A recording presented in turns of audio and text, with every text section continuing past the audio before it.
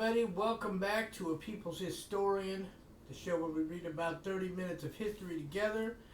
My name is Jason Kishinev, and we are reading Chapter 3 of State of War, The Secret History of the CIA and the Bush Administration by James Bryson. If you like the episode, hit the like and subscribe button, and hit that notification bell so you get notified when I make a new video.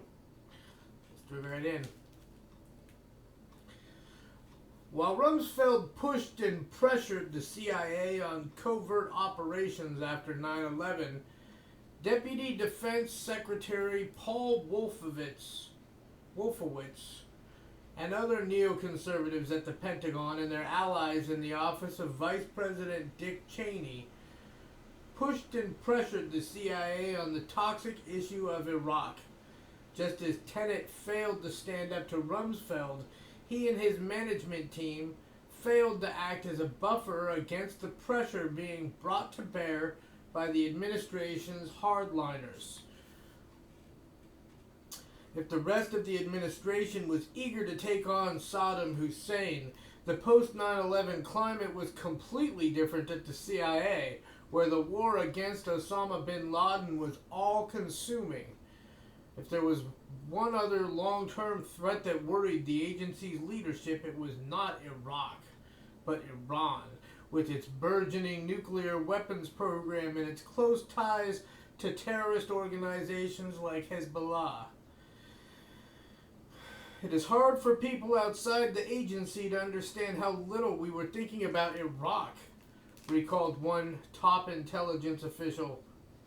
The CIA's lack of focus on Iraq, and in particular the agency's failure to see Saddam Hussein as an imminent threat to the United States, infuriated the administration's hardliners. They believed that the opportunity for war with Iraq presented by the attacks on New York and Washington could best be exploited by linking Baghdad to 9/11. Failing that, it might be possible to tie Iraq more generally to Al-Qaeda. The problem for the hardliners was that the CIA was the keeper of the vast majority of classified intelligence on Al-Qaeda, and the agency's analysts had seen no evidence of Iraqi involvement in 9/11 and had no conclusive proof of a terrorist alliance between Saddam Hussein and Osama bin Laden. Those answers did not satisfy Wolfowitz and his equally certain Lieutenant Undersecretary of Defense for Policy, Doug Feith. Wolfowitz had a long history of challenging CIA assumptions that went against his beliefs. In the 1970s, he had been a member of the original Team B, which savaged the CIA's estimates of the Soviet nuclear threat. Yes, savaged. And in the 1990s, he had been a member of Rumsfeld's Ballistic Missile Commission, which was critical of the CIA estimates of the strategic threat posed by rogue states such as North Korea. In each case, Wolfowitz had found that the agency had not been sufficiently hawkish. And now, in the aftermath of 9/11, he once again found that the CIA was being soft. This time on the possibility that Saddam Hussein was behind the attacks on the United States. Mr. President, if you're listening, please don't hire this man. I know he sounds like just the type of guy you want to hire. It's bad news. Wolfowitz felt that there was intellectual dishonesty in the intelligence community. I'll spit it out eventually. Recalled one former Pentagon official. As Wolfowitz listened to intelligence briefings from CIA analysts on Al-Qaeda after 9/11, he angrily concluded that they were not even considering alternative possibilities that included Iraqi involvement. The CIA was an arrogant, rogue institution, he believed, unwilling to support administration policymakers. Israeli intelligence played a hidden role in convincing Wolfowitz that he couldn't trust the CIA, according to a former Pentagon colleague. Israeli intelligence officials frequently traveled to Washington to brief top American officials, but CIA analysts were often skeptical of Israeli intelligence reports, knowing that Mossad had very strong, even transparent, biases about the Arab world. After each Israeli briefing, the CIA would issue reports that there were circulated throughout the government, but they often discounted much of what the Israelis had provided. Wolfowitz and other conservatives of the Pentagon became enriched by this practice. They had begun meeting personally with top Israeli intelligence officials and knew which elements of the Mossad briefings the CIA was downplaying. And so Paul got angry, said one former Pentagon official. Wolfowitz personally complained to Tenet about the CIA's analytical work on Iraq and Al-Qaeda, telling the CIA director that he didn't believe the agency's analysts were approaching the issue with open minds. George would say that he would fix it and that he understood, recalled a former top Pentagon official. And I'm sure halfway back between the Pentagon and Langley he would say, "Oh, that's just Wolfowitz, forget it." And I'm sure the analysts at the CIA were all just saying, "Fuck Wolfowitz." So Paul set up his own unit to look at it. And then that really pissed off the people at the CIA. Former colleagues believed that Wolfowitz felt enormous personal guilt over the failure of the first Bush administration to topple Saddam Hussein at the end of the first Gulf War in 1991. At the time, Wolfowitz was in the defense policy post that Feith later held, and he had privately opposed the decision to stop the war after the liberation of Kuwait. But he chose not to push hard enough to change the policy, and his guilt over that failure eventually seemed to turn to obsession, Wolfowitz's colleagues believe. And as Wolfowitz and the like-minded Feith created a special intelligence unit known as the Counter-Terrorism Evaluation Group to sift through raw intelligence reports searching for ties between Iraq and Al-Qaeda, the group was set up in Feith's office. Its real purpose was to serve as a Team B for the neoconservatives at the Pentagon, a counterweight and rival to the CIA in the struggle to shape intelligence on Iraq. Shape intelligence on Iraq. That's a really key phrase right there. Intelligence should not be shaped. The Pentagon leadership also turned increasingly to the Iraqi exile Ahmed Chalabi and his Iraqi National Congress for information, a move that was another direct challenge to the CIA, which had long since proclaimed that Chalabi, who had been a CIA asset in the early 1990s, was unreliable. The CIA and Chalabi had suffered a very bitter divorce following the collapse of the CIA's covert action programs against Iraq in the mid-1990s, in which Chalabi had played a leading role.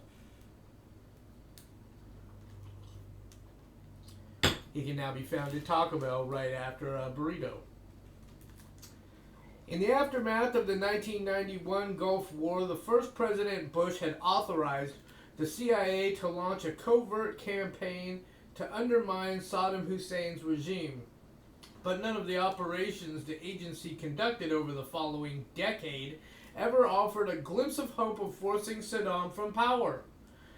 The CIA's covert action plans in the 1990s left behind a trail of blown operations and exposed agents. Saddam's security apparatus thoroughly penetrated the CIA's operations with double agents and always seemed at least one step ahead. Within the CIA, the Iraq Covert Action Program came to be seen as a black hole where careers went to die. the fastest rising case officers stayed away. Over the years, as the CIA's best Iraqi agents inside the country came in from the cold and defected to the West, the agency failed to replace them by recruiting new spies. Intelligence operations against Saddam Hussein were allowed to atrophy. Whatever his faults, Chalabi had an unerring sense of how to play the Washington power game, and after George Bush was elected, he smartly launched an all-out charm offensive on the neoconservatives and their congressional Republican allies. Chalabi had known Richard Pearl and a few other conservative figures for many years, and now they came to his aid, at least in part because of a shared hatred of the Clinton White House and the CIA. The Clinton administration, like the CIA, had flirted with Chalabi and rejected him. Should I make a joke about Clinton flirting with Chalabi? Nah, of course I shouldn't. In 1998, under pressure from congressional Republicans, Clinton had agreed to the Iraq Liberation Act, calling for the United States to support efforts to remove the regime headed by Saddam Hussein. In addition, the government created a special program to pay Iraqi exiles, including Chalabi's Iraqi National Congress, for information about Saddam's regime. The information collection program was at first administered by the State Department, but officials there felt the same about Chalabi as did their counterparts at the CIA, and the program withered. With the State Department anxious to rid itself of Chalabi, the Pentagon eagerly snapped up the information collection program in 2002, and it was turned over to the Defense Human Service. Remember, that's human intelligence, I think. I'm not sure. Is that what the exact abbreviations stand for? Doesn't matter. And it was turned over to the Defense Human Service under the watchful eyes of Paul Wolfowitz and the Pentagon civilian leadership. Chalabi had found a home. But it wouldn't do much good to have Chalabi on the Pentagon's payroll if the CIA constantly raised objections, particularly if the agency's analysts tried to cast doubts on the credibility of intelligence reports provided by Iraqi defectors introduced to the United States government by Chalabi and his organization. So from the earliest days of the Bush administration, the White House pushed the CIA to drop its long-standing opposition to Chalabi. They sent us that message 1,000 times in 1,000 different ways, said one former CIA official.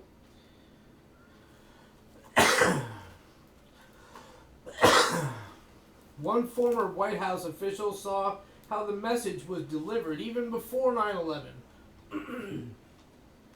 In a White House meeting in the spring of 2001 to discuss new proposals on how to undermine the Iraqi regime of Saddam Hussein, Deputy National Security Advisor Stephen Hadley admonished Deputy CIA Director John McLaughlin, saying that the CIA had to get over its dislike of Chalabi and stop bad-mouthing him so that the United States could work with Chalabi to overthrow Saddam.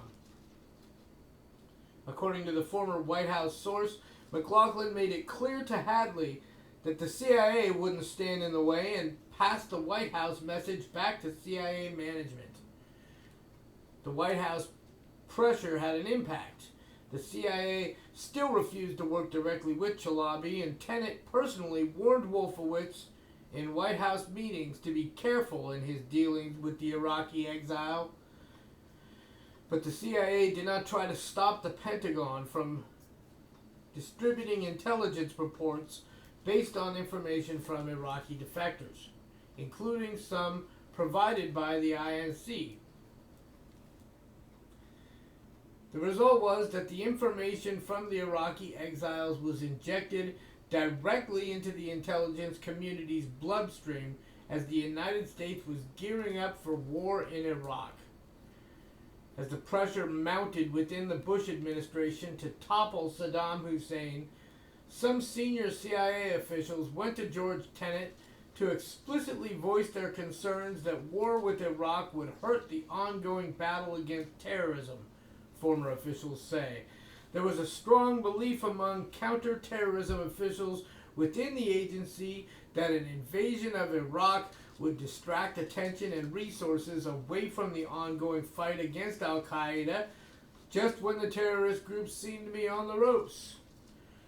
The agency would be stretched too thin if it had to handle both Afghanistan and Iraq, a number of officials, including James Pavitt, the Deputy Director of Operations of the CIA, believed. Tenet's response was never satisfying. A lot of people went to George to tell him that Iraq would hurt the war on terrorism, but I never heard him express an opinion about war in Iraq, said one former Tenet aide. He would just come back from the White House and say they are going to do it. That was the central message that Tenet brought back to the CIA from the White House and the Pentagon. War with Iraq was inevitable, and it was time for the CIA to do its part. Agency officials who appeared to be unenthusiastic about Iraq soon mysteriously found themselves sidelined while their more eager and ambitious colleagues began to rise, both within the Directorate of Operations and in the Directorate of Intelligence, the analytical arm. The pressure from the Bush administration was being transmitted directly into the ranks of the nation's intelligence community, affecting careers and lives. In April 2002, nearly a year before the invasion of Iraq, CIA case officers stationed all over Europe were ordered to attend a special conference in Rome, during which officials from the CIA's Iraq Operations Group casually told the assembled CIA officers that Iraq had been on the Bush agenda from the very beginning. They said this was on Bush's agenda when he got elected and that 9/11 only delayed it, said one CIA officer who attended the conference.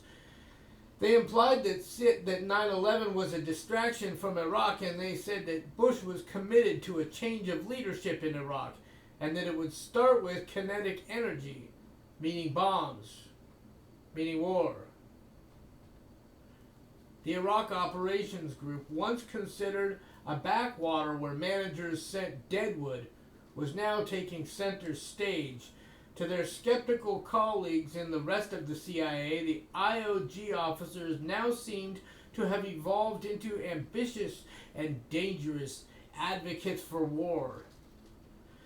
Much of the conference was taken up by presentations from the IOG staff about the evils of Iraq, most of it publicly available information about Saddam Hussein's past atrocities and his ambitions for weapons of mass destruction. The presentation was so rudimentary and the tone was so bellicose that one source who attended thought the conference was like a secret pep rally to build support within the skeptical CIA for the war. We were supposed to go out and tell our liaison contacts how bad Saddam was. One of the key ideas floated in the Rome conference was for the CIA to launch a propaganda campaign all over Europe, to try to plant stories in the European media in support of war with Iraq, according to the source who participated in the meeting. The CIA is prohibited from trying to plant propaganda in the media in the United States, but there are no legal restrictions against its propaganda efforts overseas. Today, of course, with the internet and the globalization of the media, it would be nearly impossible to guarantee that false information planted overseas would not make its way into the American press. It's unclear how extensive any such propaganda efforts were in Europe. The opposition to the invasion throughout the continent suggests that if the CIA did launch a propaganda campaign, it was utterly ineffective. Meanwhile, the intense focus on Iraq on the part of the highest-ranking Bush administration officials soon became clear to CIA officers in the field, even though they were far removed from the hothouse atmosphere in Washington. It is well known that Vice President Cheney repeatedly visited CIA headquarters to meet with agency analysts and other officers during the run-up to the war, posing sharp questions about the CIA's analytical reports about Iraq. But what was not known is his direct intervention in CIA field operations in an effort to prod greater effort against Saddam Hussein and his regime. The CIA's espionage operations in Western Europe had been badly crippled in the 1990s by a series of failed operations and flaps, most notably a spy scandal in Paris, 1995. The agency had become far more cautious in Western Europe as a result, and only rarely conducted unilateral operations without the cooperation of the intelligence service of the local country. That was the case in the Netherlands. The CIA did little there that the Dutch did not know about and approve. That was a problem when it came to operations related to Iraq, because the Netherlands was strongly opposed to the Bush administration's plans for war. The CIA wanted to pitch to try to recruit to become an American spy, an Iraqi intelligence officer operating out of Holland. But the Dutch were so opposed to the Bush administration's approach to Iraq that the Dutch intelligence service refused to allow the agency to try to recruit the Iraqi in Holland.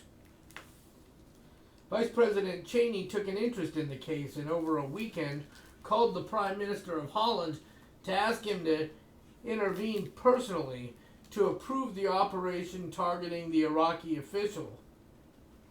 I'm sure he even offered to take him hunting. The Prime Minister rebuffed Cheney. Still, the fact that the Vice President of the United States was willing to intervene directly in a relatively minor espionage case was a signal that the White House expected much more aggressive action from the CIA on Iraq. In November 2002, CIA station chiefs from all over the Middle East gathered in London for a secret meeting at the United States Embassy. They had been summoned by senior CIA officials from headquarters to a conference inside the CIA station spaces in Grosvenor Square. This was to be a come-to-Jesus meeting, one in which officials from headquarters would make it clear that it was time for the skeptics among them to drop their reluctance to engage on Iraq. War was just a few months away.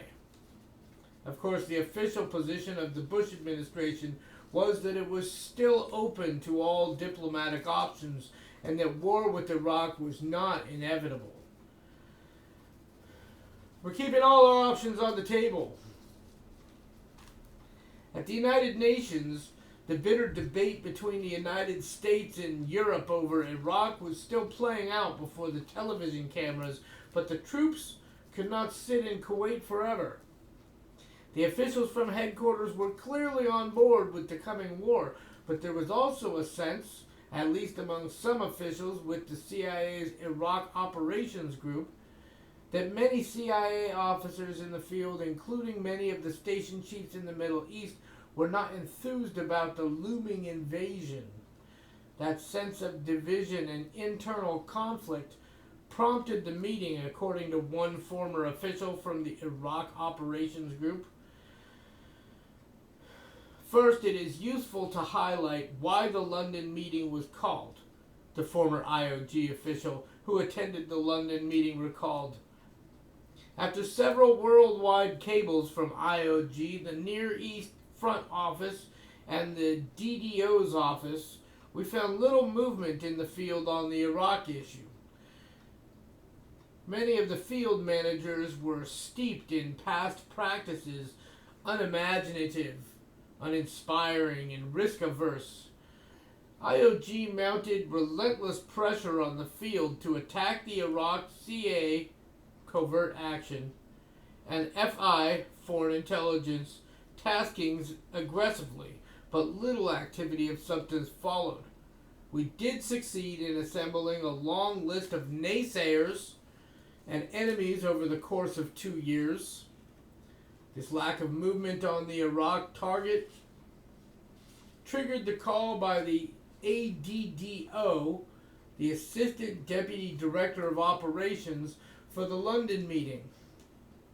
Several officials who attended the conference recalled that the introductory message at the London meeting from the senior officials from CIA headquarters to the station chiefs was simple. The game is on. We are going to war in Iraq.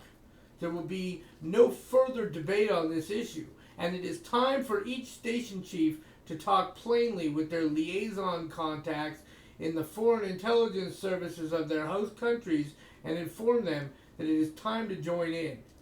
Time for the Arab world to cooperate with the Americans on Iraq. The former IOG officer who attended recalled that the NE division station chiefs made it clear that they were still unenthusiastic and offered excuses on why they didn't want to get involved with Iraq and the CIA's covert plans. Many of the NE division station chiefs put it differently.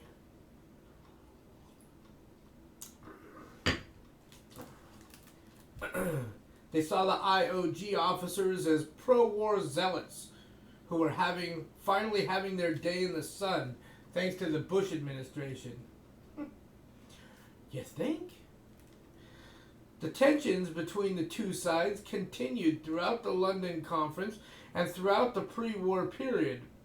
The former IOG official acknowledged that there was a deep divide before the war between CIA officials involved with Iraqi matters and other officials in the agency's Near East Division. We kept saying that the president has decided we are going to war, and if you don't like it, quit. During the conference, an Iraqi operations group official began to discuss the agency's covert plans for sabotage to undermine the Iraqi regime. During the discussion of sabotage, someone in the conference floated an idea that left some of the gathered CIA station chiefs shocked and stunned. The former IOG official recalled in detail the discussion about sabotage in the London conference. We made sure everyone understood we would be conducting sabotage activities, the former official recalled. Most agency officers have never been involved in any direct action, simple, subtle, or direct sabotage activities, or a successful covert action program. The chief of IOG introduced the topic of sabotage in the context of both internal and external targets, specifically commenting on the multiple avenues used by the regime to bring in cash, sensitive regime goods, and items of interest to Saddam and his family. The task was to interdict this flow and cause the regime to question the loyalty of those involved in the process. We were never under the illusion that Saddam would feel pain by what we did. The object of the effort was part of a multifaceted effort to cause dissension, distrust, and exacerbate the paranoia within the regime's inner circle. One of the key avenues of shipment for illicit goods was the Gulf ferry that funneled goods from Sharjah, Dubai, and other Gulf ports to Qasr. According to the former IOG official, when the role of the ferry was described, a young station chief spoke up, recommending that the agency should sink the ferry. The chief of IOG then commented that the ferry and the interdiction of inner circle personal materials was a legitimate target, but sinking the ferry was not an option because it carried people as well as freight. A discussion ensued regarding access to the ferry in port. Which ports might afford access, which liaison services might be willing to allow access, options using assets to effect unilateral access, and if a sabotage technique or material could be introduced on the ferry that would cause a mechanical failure and force the ferry to remain in port, thus preventing its continued use by the regime. The former IOG official recalled. He stressed that at no time was there any serious discussion about sinking the ferry. Two CIA station chiefs who attended the conference recalled the discussion about the ferry, but left the meeting with the impression that the IOG had been considering sinking a ferry in order to make it a casus belli against Baghdad. The two CIA sources who recalled the ferry discussion said that they could not understand how this action could have provided a justification for the invasion. The ferry discussion left some of the senior CIA officers in the audience shocked, uncertain if they had heard correctly. A third station chief who attended the conference but who did not recall the ferry discussion observed that there was a feeling within the CIA that people involved with the Iraqi issues were under intense pressure from management and DOD and policymakers to find a way to kickstart the war. They presented some radical and cockamamie ideas about how things could go.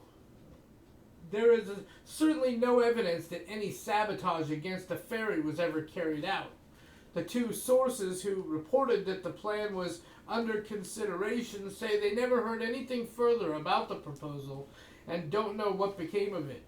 They also say that the top CIA officials were not in the room during that part of the presentation, and they do not know whether any top CIA officials or senior Bush administration policymakers ever heard the idea. During the conference, the IOG officials went on to describe several other covert action proposals then under consideration. To the senior CIA field officers, all with extensive experience in the Middle East, the ideas seemed factless. Among other things, the plans included equipping low-level Iraqi agents with special spring-loaded darts that they could use to destroy the windshields of cars owned by members of the Iraqi regime. Large supplies of the darts were later delivered to forward CIA stations, but nothing was ever done with them. The former IOG official who attended the meeting said that the CIA did have its agents conduct some acts of sabotage, including the derailment of a train just before the invasion. After the London presentation, a group of station chiefs went out for drinks at a nearby pub, and a few of them quietly spoke among themselves about what they had just heard. One officer spoke up and said he had never heard of the ferry idea before and said that it would never happen as long as he had anything to say about it, according to one of the station chiefs who attended the London meeting and who was also at the pub afterwards. Other station chiefs who attended wondered what games were being played. Were mid-level guys just throwing out wild ideas? What it told me was that they didn't have any serious plans for covert action and they were just grasping at crazy ideas, said one of the CIA station chiefs who attended the London presentation and recalled the discussion on the ferry idea. I think they had nothing else. They had no real intelligence to offer and they were desperate to be in the game with the military.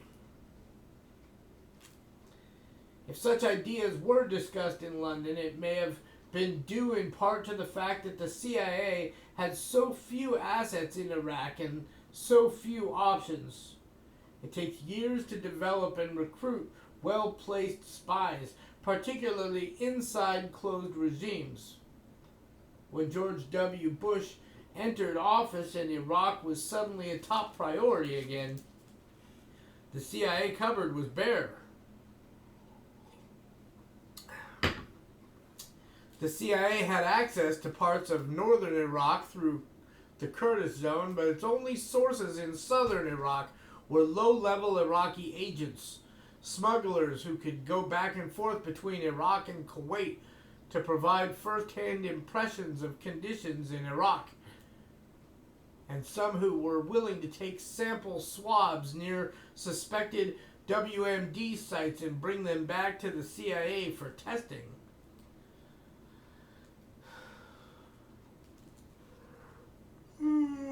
Excuse me. One CIA officer said that he reviewed the agency's restricted handling files on Iraq in the summer of 2002, covering the most sensitive cases and operations being conducted. He was shocked by what he found, or rather didn't find.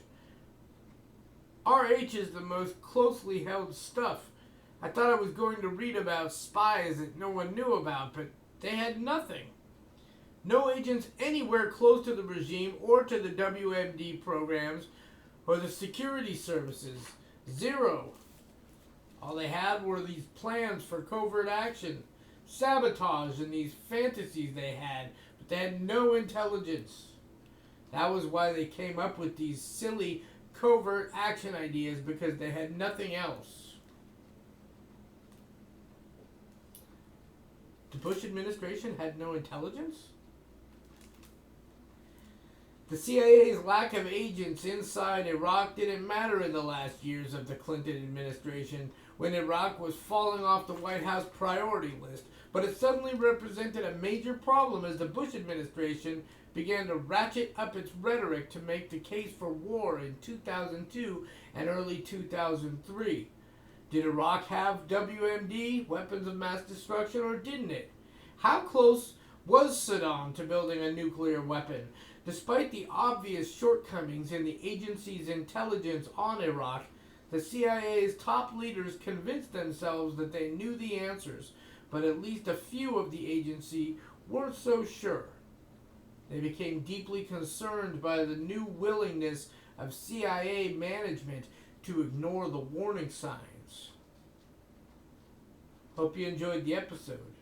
If you did, you know what to do, and we'll see you next time. Thanks for joining me.